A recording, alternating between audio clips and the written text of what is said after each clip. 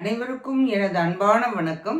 திருவள்ளுவர் இயற்றிய திருக்குறளில் அறத்துப்பால் அதிகாரம் 38 ஊழ் 380வது குறள். ஊழின் பெருவழி யாவுல மற்றொன்று சூழினும் தான் முந்து உறும்.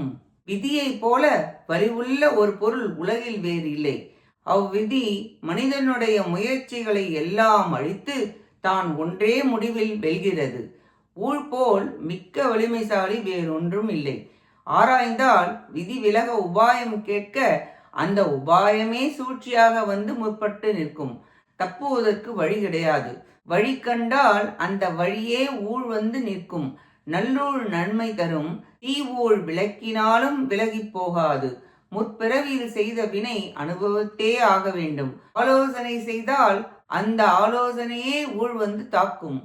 எல்லா வழியாகவும் வருதல் உடையதானதால் ஊழே வலியது என்பது பொருள். இக்குறளால் இருவகை ஊழின் வலிமையும் பொதுவாக கூறப்பட்டது. இத்துடன் அறத்துப்பால் முடிவுற்றது. நன்றி, வணக்கம்.